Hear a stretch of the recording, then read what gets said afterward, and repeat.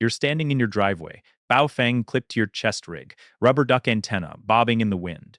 You press the PTT button. Your buddy's voice crackles back. Loud and clear, Rover 1. You smile. The comms work. Your group is connected, coordinated, tactical. 3 miles away, a man you've never met is sitting in his truck. He's holding a homemade antenna built from a tape measure and PVC pipe. Total cost $20 to $7.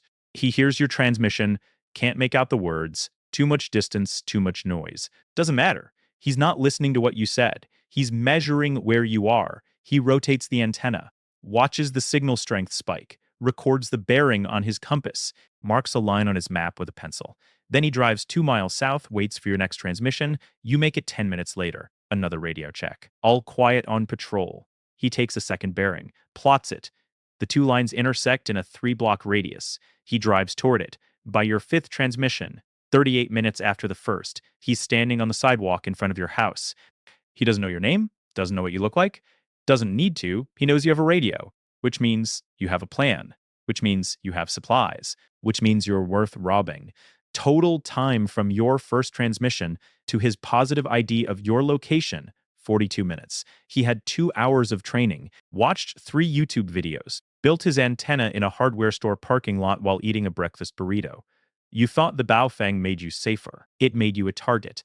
And 95% of preppers are about to learn this the same way. Let's talk about why your radio is a death sentence. The cult of comms. If you spend any time in prepper spaces, YouTube channels, forums, Facebook groups, gun show vendor tables, you'll hear it over and over. You need comms. It's gospel, non-negotiable, right up there with food, water, and ammo. When the grid goes down, how will you coordinate with your group? The question hangs in the air like a moral test. If you don't have an answer, you're not serious. So you buy a Baofeng. Everyone does. The UV, 5R, maybe the BF F8HP if you want the upgraded version with 8 watts instead of 5. $25 to $50 on Amazon. Arrives in 2 days. Comes with a programming cable, a poorly translated manual, and the comforting weight of preparedness. Dual band, VHF and UHF. 136 to 174 megahertz, 400 to 520 megahertz. You can hit the local ham repeater and talk to someone 30 miles away. You can listen to police and fire dispatch, at least until they went encrypted. You can program in FRS and GMRS frequencies, technically illegal without a license, but nobody's checking in peacetime, and in SHTF, the FCC isn't coming. It's cheap. It's easy. Everyone in your prepper group has one. Interoperability by default. You spend a weekend learning chirp software, programming channels, doing radio checks in the backyard. You get your technician license, $35, multiple choice test. Now you're legal. You watch YouTube videos about tactical comms, guys in plate carriers doing radio drills. Call signs, brevity codes. Stay off the primary pin dot unless it's an emergency. You imagine the scenario. Grid down. Communications infrastructure collapsed. But you and your group, you're coordinated. You've got comms. Someone's on Overwatch. Someone's running supplies. Someone's scouting the next neighborhood. You're in contact. You're a team. You're tactical. It's a beautiful fantasy. It's based on a fundamental misunderstanding of what a radio transmission actually does. Here's what you think happens when you key the mic. Your voice travels to your buddy's radio, point to point, private conversation, like a phone call, but without the cell towers. Here's what actually happens. Your radio converts your voice into an electromagnetic wave oscillating at 146 megahertz. It amplifies that wave to 5 watts. It feeds that energy into a whip antenna that radiates it omnidirectionally, meaning in every direction, 360 degrees horizontally with a wide vertical spread. That signal doesn't travel to your buddy's radio. It travels everywhere, every direction. Like a light bulb doesn't shine at one person, it lights up the whole room. Your buddy 2 miles away receives it because he's tuned to 146 megahertz and his antenna picks up enough signal strength to decode your voice. But so does everyone else within range, and within range depends on who's listening. For your buddy with his stock Baofeng and rubber duck antenna, range is maybe 2 miles in suburban terrain, urban maybe 1, rural open land 5 if you're lucky. For someone with a sensitive receiver, an RTL SDR dongle with a good antenna, maybe a low noise amplifier, they can detect your signal from 20 miles away. They won't understand your words. The signal's too weak for that. But they'll detect that a transmission occurred on 146 megahertz at a specific time, and they'll measure which direction it came from. That's all they need. Your communication range is 2 miles. Your detection range is 20. You're not having a private conversation. You're lighting a flare.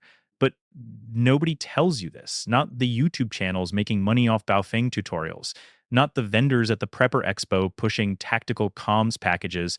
Not the Amazon reviews where everyone's thrilled the radio works. You find the warnings if you dig, buried in ham radio forums. Old timers who remember Cold War EMCON doctrine. Military veterans who've seen what signals intelligence can do. They'll say things like, loose lips sink ships, or transmit only when necessary, or every transmission is a compromise, but those warnings are drowned out by the noise. By the hundreds of videos titled Best SHTF Radio Setup and How to Talk 50 Miles on a Baofeng and Tactical Comms for Beginners by the prepper influencers in their gear closets showing off their radio collection. By the forums debating DMR versus analog and repeater coverage maps and which handheld has the best battery life. The culture is built on a lie that radios make you safer. The truth is simpler and uglier. Radios make you findable. Let me show you how fast. The physics trap. The problem isn't the Baofeng's build quality, though it's mediocre. It's not the battery life or the interface or the fact that the programming software looks like it was designed in 1997. The problem is physics. When you press the transmit button, you're creating an electromagnetic field. Electric and magnetic components oscillating perpendicular to each other, propagating through space at the speed of light, 300 million meters per second. The frequency, how many times per second the wave oscillates, determines where it sits in the radio spectrum. VHF is 30 to 300 megahertz. UHF is 300 to 3000. Your Baofeng does both. Centered on 146 megahertz for the 2-meter ham band, 440 megahertz for the 70 centimeter band. These frequencies are line of sight. Unlike HF shortwave, which bounces off the ionosphere and can travel thousands of miles, VHF and UHF mostly go straight. They don't bend over the horizon. Terrain matters. Hills block them. Buildings scatter them. But within line of sight, they travel clean. Your radio's transmitter takes your voice, an audio waveform, and modulates it onto a carrier wave. Frequency modulation for most Baofengs. The carrier is always on while you're transmitting. Constant. That's important. A continuous signal is easy to detect, easy to measure, easy to track. The transmitter amplifies the modulated signal to 5 watts. Not much. A dim light bulb, a phone charger draws more power, but 5 watts of focused RF energy is enough to be detected miles away. Then it feeds that energy to the antenna. The stock antenna on a Baofeng is a quarter-wave whip. Rubber-coated, flexible, designed to be omnidirectional. That means it radiates roughly equally in all directions on the horizontal plane. There's some vertical shaping, more energy goes out to the sides than straight up or down, but horizontally it's a circle. This is the fatal design feature. You want to talk to your buddy, he's north of you, but your antenna doesn't send the signal north. It sends it north-south, east-west, and every direction in between. Anyone with a receiver tuned to your frequency anywhere within your transmission's footprint hears you. And because of the inverse square law, that footprint is bigger than you think. Signal strength drops with distance. Double the distance, you get 1/4 the power density. 10 times the distance, 1/100th the power. So at 2 miles, your buddy needs a signal strong enough to overcome noise and decode your voice. That requires maybe a microwatt per square meter at his antenna. But detection doesn't require decoding. A sensitive receiver can detect a signal 100 times weaker than the minimum for clear audio, which means your detection range is 10 times your communication range. You talk to your buddy at 2 miles. An adversary with a decent scanner detects you from 20. That adversary doesn't need to understand what you said, doesn't need to hear your voice clearly, just needs to know a transmission happened on 52 megahertz at 1342 hours. And with a directional antenna, they can measure which direction it came from. Here's how. A directional antenna, Yagi, log periodic, even a simple 3-element tape measure design, focuses reception in one direction. It's sensitive to signals from the front, less sensitive to the sides, almost deaf to the rear. You point it north, you hear signals from the north louder than signals from other directions. So you're sitting in your truck with a Yagi antenna and a Baofeng. You hear a transmission. You rotate the antenna, slowly. East, southeast, south. The signal gets louder. Southwest, softer. Back to south. Loudest there. You check your compass. South is 180 degrees. That's your bearing. The transmission came from bearing 180. You mark it on your map. Draw a line from your current position at heading 180. Somewhere along that line, within maybe 20 miles, is the transmitter. One bearing isn't enough to pinpoint, but you don't need to pinpoint. You drive 5 minutes east, set up again, wait for the next transmission. 10 minutes later, you hear it. Rotate the antenna. Loudest at 195 degrees. Mark that bearing on the map. Now you have two lines. They intersect. That intersection is the transmitter's location. In practice, there's error. Your compass reading might be off by 5 degrees. The signal might scatter off a building, giving you a false bearing. The transmitter might be on a hill, changing the angle. But even with error, 2 bearings give you a search area, usually a few hundred meters. 3 bearings tighten it to a block or 2. This is called radio direction finding, or triangulation, fox hunting in ham radio circles. The military calls it SIGINT, signals intelligence. It's not exotic, it's not classified, it's basic physics plus a $30 antenna. And it's fast. An experienced operator, someone who's done this before, knows the terrain, has good equipment, can locate a transmitter in 5 to 15 minutes. A novice, fumbling with maps and bearings, takes longer. 30 to 60 minutes, but still achievable, still effective. And once they have your location, you don't get a do-over. You can't untransmit. The information is out there. You've told them where you are. You think you're talking to your buddy. You're actually addressing everyone with a radio, a directional antenna, and $50. Let me prove it. The 3-minute test. We ran the test 5 times. Different hunters, different scenarios, different terrain, same result every time the Baofeng got found. Here's the first test, the one that made me dump mine. The hunter, age 32. Works in IT, no military background, no law enforcement, never done RDF before. Watches YouTube, knows how to use a compass, can read a map. That's it. He's your neighbor. The guy 3 streets over who's been quietly stocking food and watching which houses still have lights on after dark. Training, 2 hours. He watched 3 RDF tutorial videos, spent 30 minutes in a parking lot practicing on a known transmitter, just pointing the antenna, rotating, finding the peak signal. We gave him a 1-page instruction sheet. Point antenna, rotate. Mark loudest direction. Drive to new spot.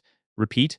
Equipment, DIY 3-element tape measure Yagi. Built from $27 in hardware store parts.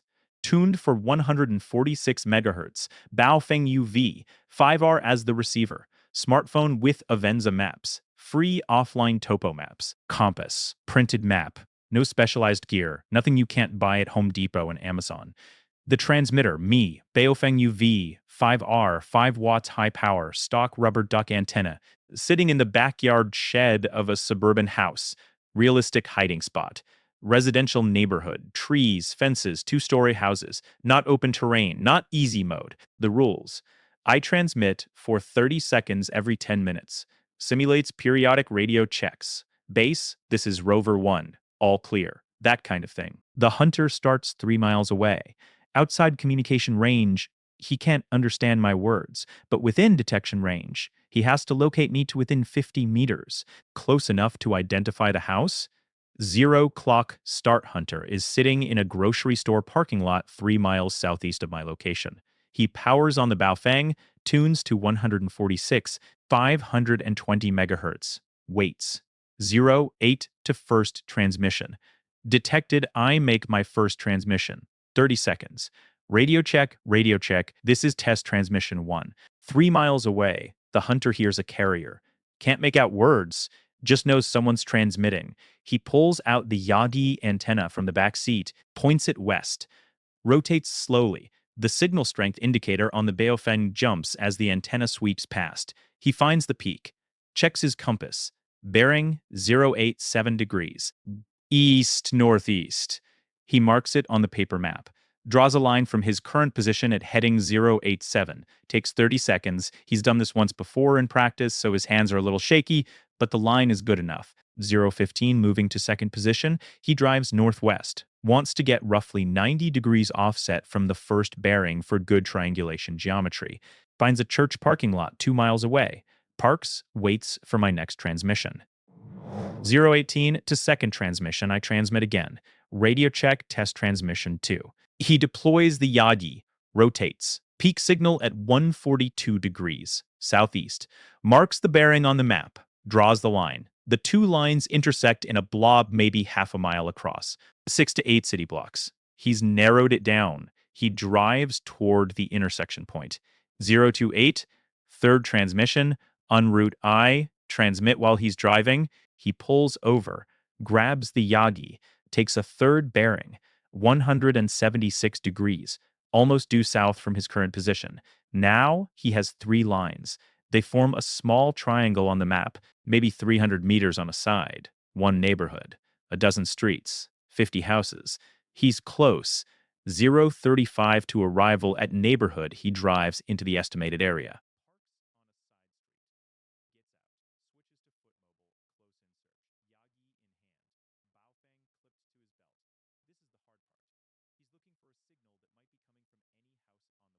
The Yagi helps. It has a narrow beam. He can walk down the street, point it at each house, see if the signal peaks, but he has to wait for a transmission. He checks his watch. 7 minutes until my next scheduled transmission. 038 to fourth transmission. I key the mic. Test transmission 4. He's standing in the middle of the street, points the Yagi at the row of houses to his left. Weak signal. Points right. Stronger. Points at one house in particular. The signal jumps. He walks closer, points the antenna at the front. Moderate signal, walks around to the side yard. Stronger, points toward the back. Strongest yet. He's found the general area, but he's not sure which exact house. The signal could be scattering off fences.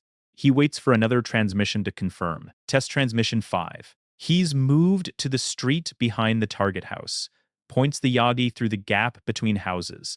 The signal peaks hard. He walks down the alley, stops in front of a backyard shed. The Yagi is pointed straight at it. The Baofeng's S-meter is maxed. He marks the GPS coordinates on his phone, walks around to the front of a house, checks the address, matches the map. 043, test complete, he texts me, I'm standing on your front lawn. I walk outside. There he is, 43 minutes from the first transmission to positive identification. He's grinning. That was way easier than I expected. Debrief. We sit down. I ask him how hard it was. The hard part was drawing straight lines on a paper map while sitting in a car. I should have used a ruler. But even with sloppy bearings, I got close enough. Once I was in the neighborhood, I just walked toward the strongest signal. It was like a treasure hunt. The closer I got, the louder the beeps. I asked him how he'd do it differently next time. Bring a partner. One person drives, one person takes bearings, faster. Also, if the target is transmitting more often, it's even easier. Every transmission is another chance to refine the location. I ask if he thinks he could do this in a real SHTF scenario. Stress, no streetlights, hostile environment. He thinks for a second. Yeah, I mean, it'd be slower. I'd be more cautious. But the physics doesn't change. If someone's transmitting, I can find them, especially if they're transmitting from the same place more than once. Test 2, mobile transmitter. The second test was harder. I wasn't stationary. I started at location A, transmitted once, then drove to location B 1.5 miles away. Transmitted again, moved to location C. The hunter had to figure out I was moving and adapt. Result, he located me in 48 minutes total. But 33 of those minutes were him being confused by the movement. Once I stopped moving and transmitted twice from location C, he triangulated it in 15 minutes. His notes, the movement screwed me up at first. My bearings didn't intersect right, so I knew something was wrong. But once you stopped and transmitted again, I got clean bearings and found you. If you'd kept moving and only transmitted once per location, it'd be way harder. But eventually I'd get enough bearings to see your route. Then I could predict where you're going. Test 3. Team hunt 3 hunters, each with their own Yagi and Baofeng, coordinating on a separate frequency. I transmit once from a static location. They all take bearings simultaneously from different positions. Result, 22 minutes from my first transmission to positive ID. Why faster? 3 bearings at once, instant triangulation, and they approached from 3 directions, boxing me in. If I tried to run, they'd see me. This is the realistic SHTF scenario.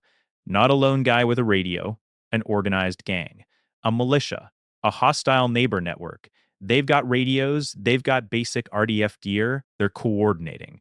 You transmit, they triangulate, they move on you from multiple directions. You don't get 43 minutes, you get 20. Test 4, dumb luck. This one's the scariest. The hunter wasn't even looking for me. He was just scanning frequencies, listening for anything interesting. He stumbled on my transmission by accident. He heard me and my buddy doing a radio check, overheard us talking about patrol routes, realized we had a base and mobile units, decided we were worth investigating. Result, 35 minutes from accidental intercept to location. But here's the kicker. He now knows we have a base, probably a house with supplies. We have at least 2 people, probably more. We're organized enough to do patrols. We're on a schedule, radio checks every 15 minutes. Every transmission leaked intelligence. He didn't just find our location. He learned our pattern, our numbers, our routine, all from one accidental intercept. Test 5. On foot, under stress, the hunter starts on foot, no vehicle, carries a 40-pound pack, has to locate the transmitter while walking, tired, under a 2-hour time limit. Result, 78 minutes. Slower. He was exhausted, made navigation errors. But he still found me, his debrief. I was gassed. My hands were shaking when I took bearings, but the Yagi kept pointing the right way. If I'd had a bike, I could have done it in half the time. If I'd had a partner, even faster. Bottom line, even when I'm tired and everything sucks, RDF still works. What you're really broadcasting. Let's talk about what you're actually saying when you key that mic.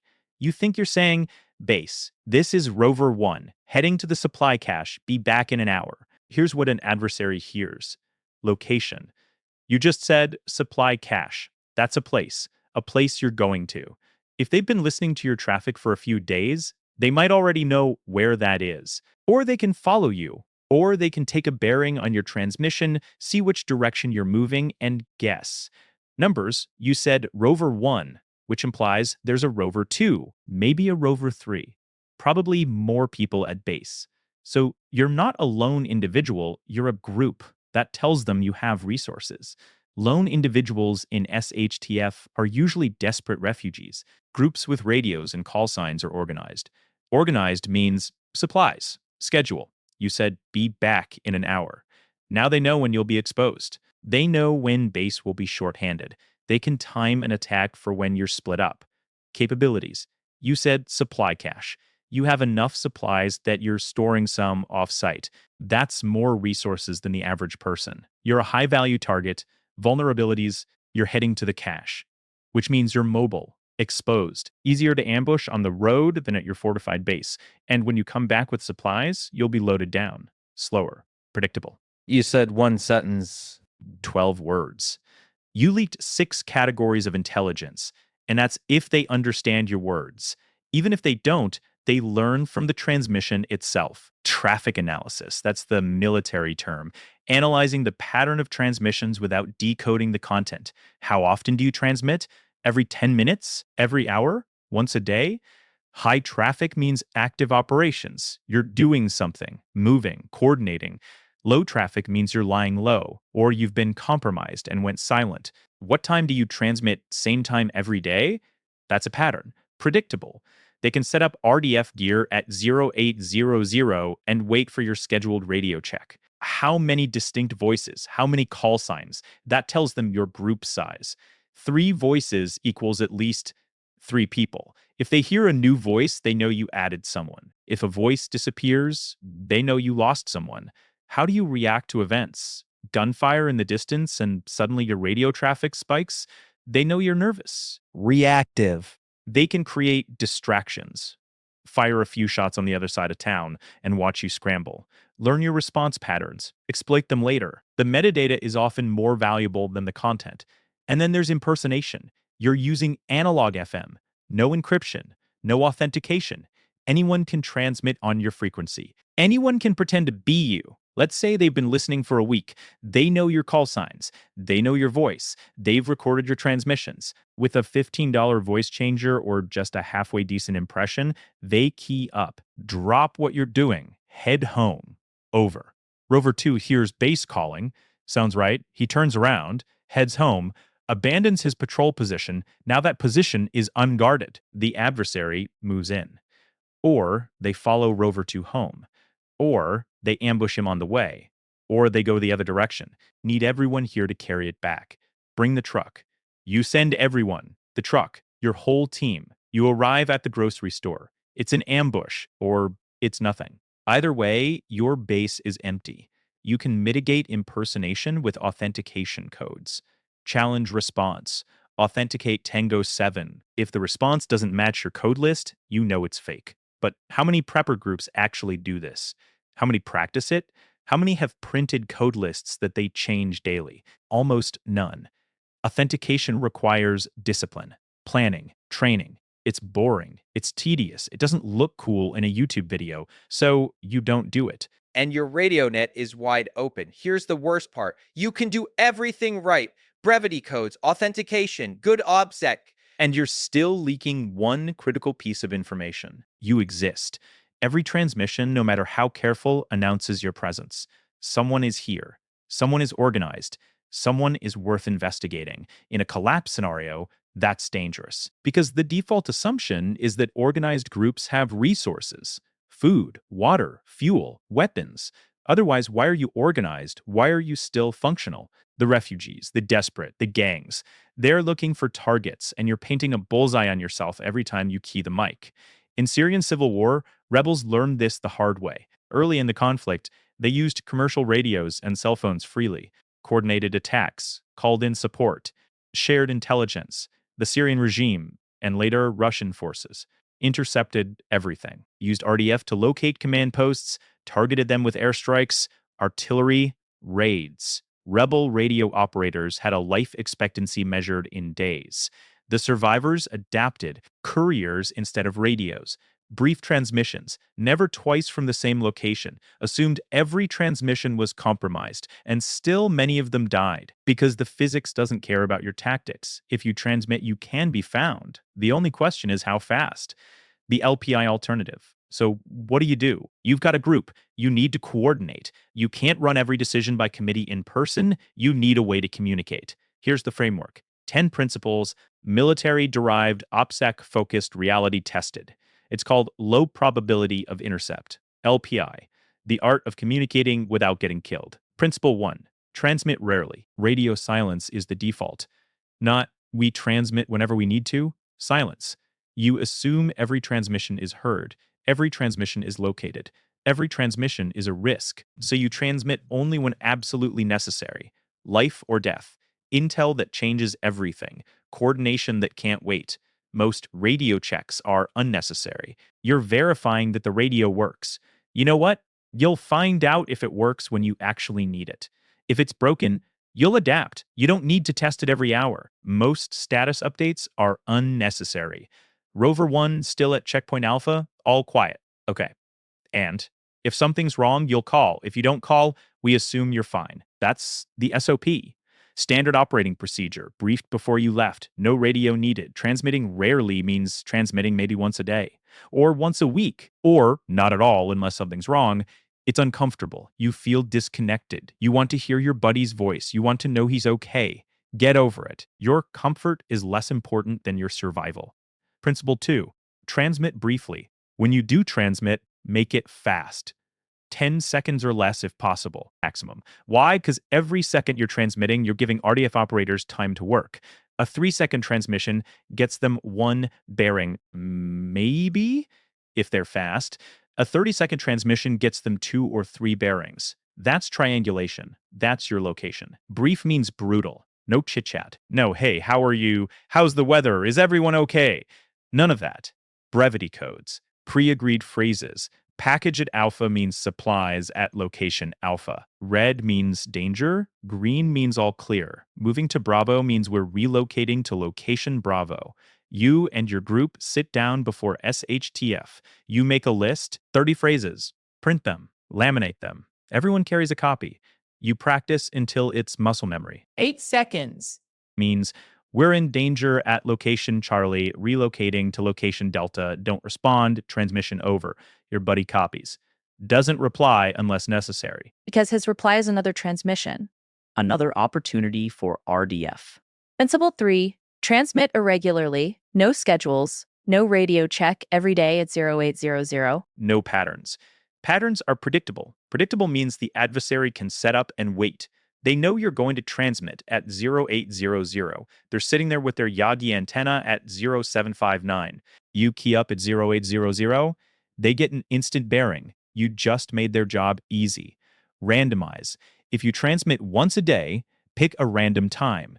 Don't transmit at the same time 2 days in a row. Don't transmit at the top of the hour. Don't transmit at logical times like dawn or dusk. Throw dice, flip coins, whatever. Just break the pattern. Principle 4, transmit from unpredictable locations. If you're mobile, don't transmit from the same place twice. Transmit from location A, then move, then transmit from location B next time. They get a bearing on A, but by the time they arrive, you're gone. If you're stationary, base camp, fortified house, use a remote antenna. Run a coax cable from your radio to an antenna 50 or 100 meters away. Mount the antenna in a tree, in a field, on a shed roof, somewhere away from your actual position. They take bearings, they triangulate, they show up at the antenna. It's a wire stuck in a tree. You're safe in your house, 200 meters away, watching them through binoculars. Principle 5, use directional antennas. Your stock Baofeng antenna radiates in all directions. That's the problem. Omnidirectional means omnivulnerable. A directional antenna radiates mostly in one direction. Front is strong, sides are weak, rear is almost nothing. Get a Yagi. 3-element, 5-element, doesn't matter, $2,100. Or build one from a tape measure. Point it at your buddy when you transmit. Does it eliminate RDF risk? No. Someone behind your beam can still detect you just with a weaker signal, but it reduces detection range from side and rear by 10 to 30 decibels. That's a factor of 10 to 1,000 in signal strength. Your side/rear detection range drops from 20 miles to 2. Not perfect, but better. Trade-off. You have to know where your buddy is. You have to aim. If you aim wrong, he doesn't hear you. It's less convenient. Convenience is what gets you killed. Principle 6, use lowest power necessary. Baofeng has 2 power settings, 1 watt and 5 watts. Most people default to 5. More power, better range. Wrong. More power, bigger detection footprint. Use 1 watt. Test if your buddy copies. If he does, great. Keep it at 1 watt. If he doesn't, try 5. If 5 doesn't work, the problem isn't power. It's terrain or antenna. Move to higher ground. Use a better antenna. Don't just crank the power and hope. Lower power means shorter detection range. Not by much, maybe a factor of 2, but every bit helps. Principle 7, use codes in brevity. Covered this already, but it's worth repeating. Don't say we're at 123 Main Street, say at location Echo. They don't know where that is. They have to invest resources to figure it out. They have to follow you. They have to scout. That takes time. Time you can use to move or fortify. You and your group pre-agree on location names. Alpha, Bravo, Charlie, or use something personal. Grandma's house, the fishing spot. Stuff that makes sense to you but not to outsiders. Same with supplies. Don't say we found 50 pounds of rice. Say package type 3 at Echo. Adversary doesn't know what package type 3 means. Could be food. Could be ammo. Could be medical gear. They're guessing. Principle 8, authenticate challenge response. Every transmission, no exceptions. Rover 1, authenticate Bravo. Basis, I authenticate Charlie 9. You check your code list. Charlie 9 is the correct response to Bravo. Okay, it's really Rover 1. If the response is wrong, you assume impersonation. You don't follow the orders. You don't reply. You go silent. You investigate. Change the codes daily, or every 3 days. Print new lists, destroy old ones. Is it tedious? Yes. Does it slow you down? Yes. Does it stop impersonation attacks? Mostly. Principle 9, frequency agility. Don't stay on one frequency. Use a schedule. Pre-agreed. Hour 1, 1656. 52. Hour 2, 146. 58. Hour 3, 147. Adversary intercepts you on 146. 52 takes a bearing. By the time they're ready to take a second bearing, you've switched to 146. 58, they have to find you again. Scans the band, takes time. By the time they locate you on 146, 58 you've switched again. It's not perfect. A dedicated adversary with a wideband scanner can follow you. But it raises the bar. It burns the time and attention. Requires discipline. Everyone in your group needs a printed frequency schedule. Everyone needs a watch. Everyone needs to switch on time. If one person forgets, they miss the net. Principle 10, assume compromise plan as if every transmission is intercepted and located. What information is safe to transmit under that assumption? They don't know where Bravo is. They don't know what's there. They can try to follow, but you might spot them. You just told them where you're going, why you're going, and that there are supplies there. They can ambush you at the Walmart or follow you home. Always ask, if the adversary hears this, how does it hurt me? If the answer is a lot, don't transmit it. The Gray Ghost Doctrine put it all together, and you get a communication philosophy that's the opposite of what Prepper YouTube teaches. You're not on the radio constantly. You're not doing radio checks every hour. You're not chattering about your patrol route and your supply status and your plans for tomorrow. You're silent. A ghost on the airwaves. The adversary scans the frequencies. They hear nothing. They assume your area is abandoned. No organized groups. No one worth targeting. They move on. You transmit once every 3 days. 10 seconds. Coded directional antenna, random time. Different frequency than last time. Bravo, green, out. Then silence again. Your buddy copies. He knows you're okay. That's all he needs. He doesn't reply unless there's an emergency. You're coordinated, but you're invisible. This is how you survive when the electromagnetic spectrum is contested, when every transmission is a vulnerability, when radios are tools, not toys. Compare this to the Prepper fantasy. Rover 1 to base radio check. Base to Rover 1, loud and clear, how copy. Solid copy base. Proceeding to checkpoint Alpha, ETA 15 minutes, will update when on site. Over. Roger Rover 1, stay safe out there, base out. 60 seconds of transmission. You said your call sign 4 times. You said where you're going. You said when you'll get there. You said you'll transmit again in 15 minutes. The adversary just learned your route, your schedule, and your procedure. They're setting up an ambush at checkpoint Alpha right now. You thought you sounded tactical. You sounded like prey. The uncomfortable truth. Here's why nobody tells you this. Baofeng makes money selling radios. Amazon makes money on affiliate links. YouTube channels make money on tutorial videos. Prepper influencers make money on Patreon and merch. The entire ecosystem is built on you buying gear. Don't use radios is bad for business. It's sexy. It's fun. It's engaging. It's also suicidal. The military uses radios, but the military has encrypted radios, frequency hopping, spread spectrum, satellite comms, dedicated SIGINT teams, air superiority, artillery support. If someone locates them via RDF, they can fight back. Usually, they win. You have none of that. You have a $25 Baofeng with no encryption, no frequency hopping, no support. If someone locates you, you're outnumbered, outgunned, or both. The correct military comparison isn't a SEAL team, it's an insurgent in Iraq. And insurgents learn fast. Transmit once, move immediately. Never transmit twice from the same location. Keep it under 30 seconds. Assume you're being hunted. Even with those precautions, a lot of them died. You're not even taking those precautions. The ham radio community is better about this, but not much. Some old-timers understand EMCON. They'll warn you. But a lot of hams are hobbyists. They're not thinking SHTF. They're thinking DX contacts and repeater networks and field day competitions. They'll teach you how to hit a repeater 30 miles away. They won't teach you how to stay off an adversary's RDF screen. And the prepper influencers, they're selling a lifestyle. Gear reviews, range days, radio drills. It's content. It's entertainment. They're not thinking about the guy in the truck with the tape measure Yagi. The guy who's not prepping, he's hunting, looking for targets, listening for transmissions, taking bearings. That guy's not on YouTube. He's not posting in forums. He's not announcing his plans. He's just listening. Learning your patterns, marking your location, waiting. The question you need to answer, so here's where we are. You own a Baofeng, maybe several. You've programmed them. You've practiced. You've convinced your group to get them.